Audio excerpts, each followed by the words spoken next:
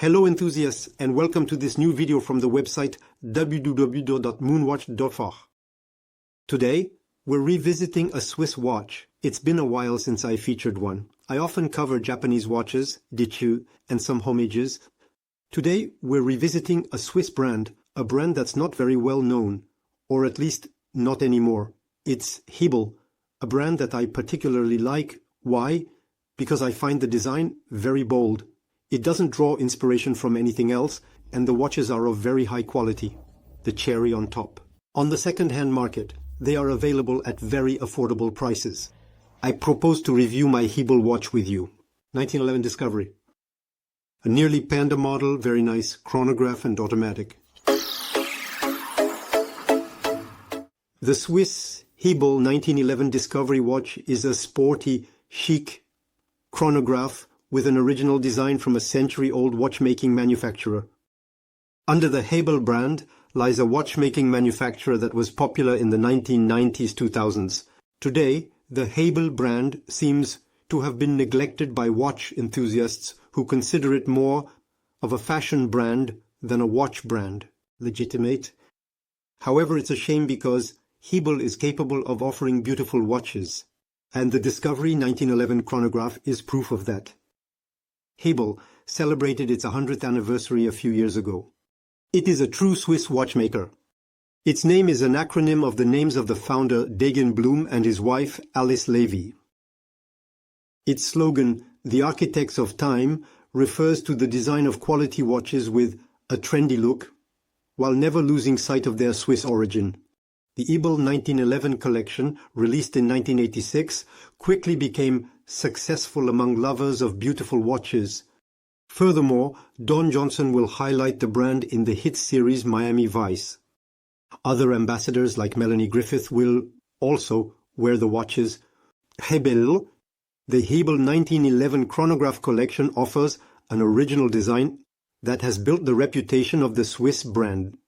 Thus, the very specific shape and the real screws allow one to quickly and easily identify that the watch is a Ebel. Let's look at the technical specifications of this Ebel 1911 chronograph. It's a watch that was produced in 2010, at least for my model. A rather masculine watch with a steel case. A steel bracelet, also quite heavy, a bracelet with a special lug width, which we will see later. It's a bit of a shame. The movement is a Ebel caliber 750, which is obviously based on an ETA 7750. A small clarification, this caliber is a Ebel 750, COSC certified. So we are really looking at a very well-regulated precision watch, a power reserve of 46 hours, water resistant to 100 meters, which is quite nice for a sports chronograph.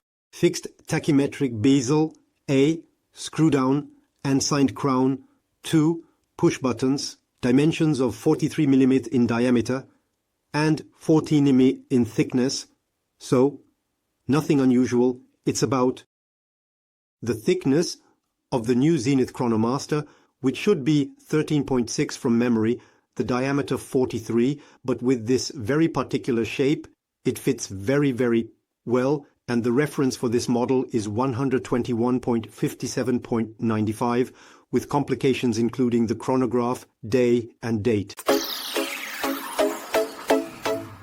First of all, the steel case of the Ebel 1911 Discovery watch measures 43 mm in diameter and 14 mm in thickness. On the steel bracelet, this Swiss chronograph is quite heavy. It is, moreover, a rather imposing watch, more suited for a man. My wrist is 17.5, this 43 minute. It fits very, very well. I will show you later. Next, it is important to talk about the shape of the case, as it is the main manufacturing hallmark of the Ebel brand. The case is a mix between a round box and a hexagonal box, all secured by 5 real screws. Obviously, since it's a chronograph, there is a tachymetric bezel around the edge, an aluminum bezel that allows for quick speed calculation. The bezel is simple, but it blends perfectly well with the shapes of the case. Continuing on, there is a screwed and signed crown, which allows you to set the time, date, and day, and to wind the watch. The feel in use is excellent. When you wind the watch with the crown, enough, it's really, you feel the reliability, the robustness of the movement and the assembly. Honestly, it's super pleasant. The grip is very good. 2 push buttons that allow you to activate the chronograph. They are of excellent quality, but contrary to what one might think, they are not screwed, even though the base slightly resembles the screwed pushes of the Rolex Daytona. Here, that's not the case at all, it's just aesthetic. You see, I press to start the chrono, I don't need to unscrew them. Well, without realizing it, that I also appreciate. Then, the case back screwed by 8 screws ensures water resistance up to 100 meters. Several engravings are readable. 1911 Discovery stainless steel Swiss made. And of course, the serial number. The dial of this Ebel 1911 Discovery chronograph is white grey with 3 sub-dials arranged in a 6912 layout, typical of the ETA 7750. The edges of the sub-dials are a dark grey color with readable inscriptions painted in white. Additionally, the date and day windows are positioned at 3 o'clock. The Ebel logo is located just above, while the inscription Automatic Chronometer is found just below. The coveted Swiss-made is POW readable at 6 o'clock, so it's discreet. Everything you need is on this dial. The dial is just superb, beautiful. There are several variations in black and white. Honestly, the white version is the one that really captured my heart. I find it really beautiful. Additionally, there are silver indices that are very subtly coated with luminescent material to mark the hours. The hands of the Ebel automatic watch are silver and readable, which is not necessarily the case on all chronographs. A little jab at the Daytona, which I find just very hard to read. It's a chronograph, as good as the Rolex Daytona may be. Frankly, it's not the most readable of all chronographs. The hour hands of this Ebel are coated with high-quality luminescent material that lasts for several hours. Ebel has paid great attention to the aesthetics of this Discovery 1911 chronograph. All the hands associated with the chronograph are painted black. That's why the second hand is not painted black, since the second hand is not associated with the chronograph. The chronograph's second hand is the large hand, and you can see that its tip is also painted black. It's simple, but it enhances readability, and frankly, it makes the readability better. As you can see, simplicity can greatly enhance a dial. Honestly, changing the color of 2 hands isn't much to do, I think, yet it significantly improves readability. Finally, to conclude, a flat sapphire crystal protects the dial and hands of this Ebel watch. It has a double anti-reflective coating that serves its purpose and improves the readability of the time. So, the anti-reflective coating, let's be honest, it's not on the level of Breitling or Panerai double anti-reflective quality, but it's quite decent. As expected, the Ebel 1911 Discovery watch houses a caliber based on the famous ETA Valjoux 7750 movement, a true workhorse that we have presented well. It's an exceptional chronograph. Ebel didn't just rename the ETA 7750 to Ebel Caliber 750. The Swiss manufacturer also reworked the caliber and had it COSC certified. So there are no issues regarding precision. From this Ebel watch, 1911. It's a movement that oscillates at 28,800 beats per hour and has a power reserve of 46 hours, which is quite adequate for the standards of the 2000s. Today, the trend is more towards 60, 70, 80 or even more, but in the 2000s, 46 hours was what you mostly found, between 40 and 50 hours. Using the chronograph is very pleasant. The movement of the hands is smooth, and when you press the buttons, they are resistant to the touch. Exactly what you need, honestly. A very good caliber. Another important point, this caliber 750, the rotor is very silent and discreet, so when you wear the watch, you never feel the rotor moving, which is not always the case with automatic movements, and even less so with chronographs. Ebel offers here a chronograph that is truly pleasant to wear with a quality movement worthy of the great Swiss watchmaking manufacturers. This Ebel 1900 Discovery chronograph comes with a relatively heavy steel bracelet. The bracelet is very beautiful, but it is quite heavy. I think it weighs as much as my Daniel Jean-Richard Bracelet. Honestly, it is too heavy. Despite the weight, the mesh is very flexible. I will show it to you a little later. It is very flexible and remains comfortable. The watch perfectly fits the curves of the wrist. Honestly, once the bracelet is well adjusted, the watch is extremely pleasant, despite the weight. I would have liked to put this Ebel on a sporty rubber or nice leather strap, but the bracelet's attachment system prevents an easy change. Of the bracelet, it's almost impossible to find a compatible bracelet. To be honest, I even contacted the French distributor of Ebel to order a rubber strap for this watch, because I absolutely wanted a rubber strap. Well, he was not able to provide it to me. So, that can be an obstacle. You should know that changing the bracelet on these models is not that simple. And even with custom-made options, I haven't approached a custom manufacturer, but I think it's not that easy to find one. Regarding the clasp, there is a double butterfly clasp that ensures the hold of the automatic watch. When I bought the watch, honestly, I had serious doubts about this double attachment system. I thought it would be a bit cheap and all, but not at all. It's extremely reliable. The watch has never come undone, and the fact is I've never had any issues with it, so a truly high quality watch, whether it's the case, the dial or the strap. Honestly, it's really beautifully designed. Honestly, it can't leave anyone indifferent. Beautiful discovery on the wrist, the specific shape, the choice of colors, a little bit panda, but not too much, especially with this arrangement. No, honestly, it is really very, very, very beautiful. See the mesh, very flexible despite the weight of the bracelet. So truly a very, very beautiful design. Regarding the packaging, the watch comes in an orange-brown cardboard box, inside which we find a leather display. So, a very beautiful display. Honestly, nothing to complain about.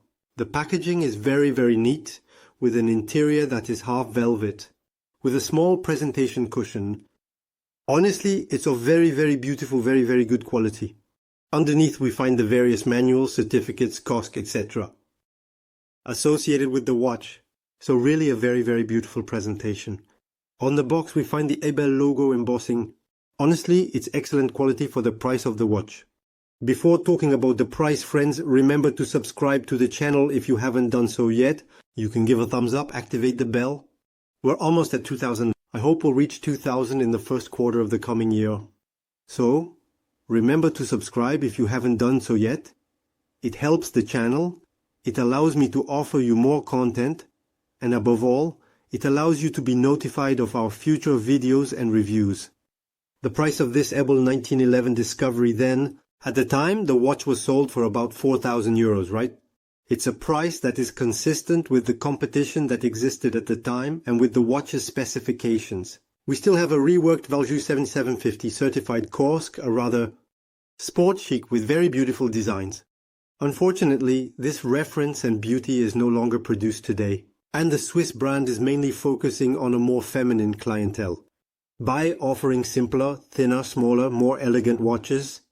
Now, the only way to acquire one of these chronograph watches is to turn to the grey market.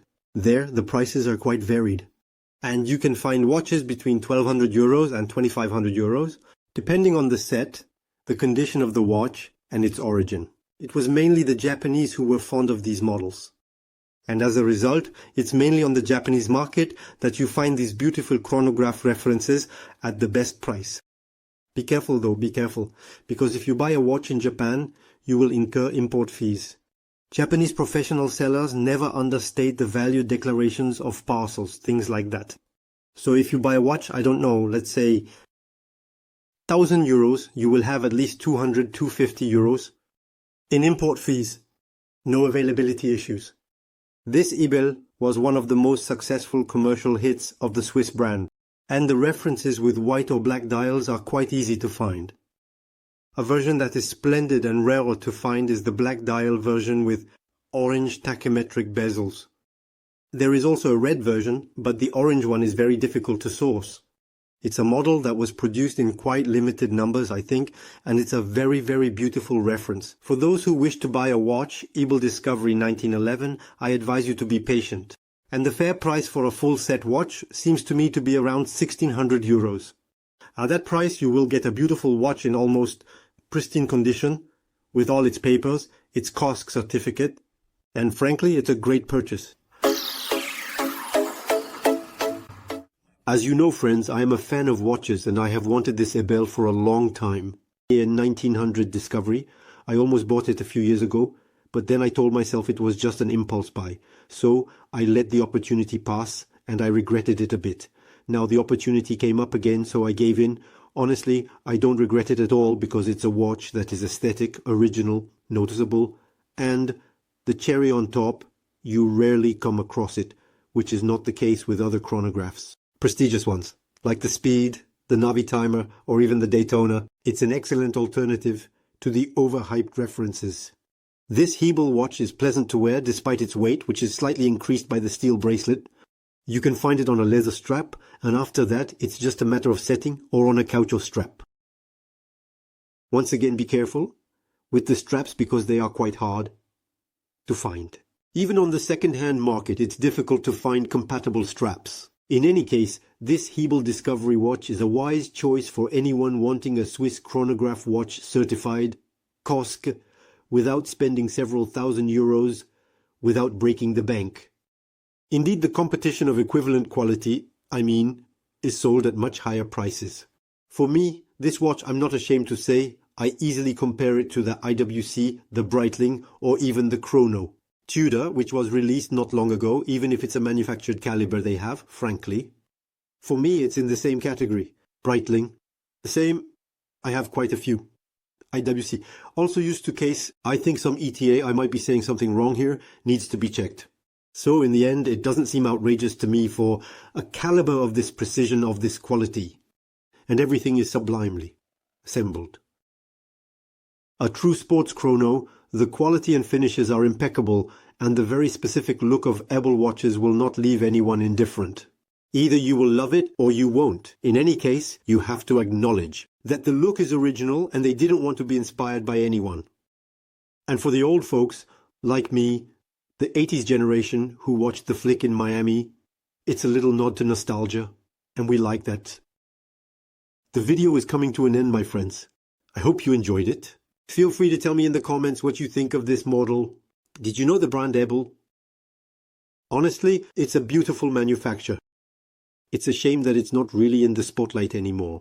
Feel free to let me know what you think. It will be a pleasure to chat with you. And as usual, you can find us on our website, moonwatch.fr. And on social media, Twitter, Facebook, Instagram, moonwatch.fr. And you will find us there. With that, I'll see you soon, friends. Goodbye.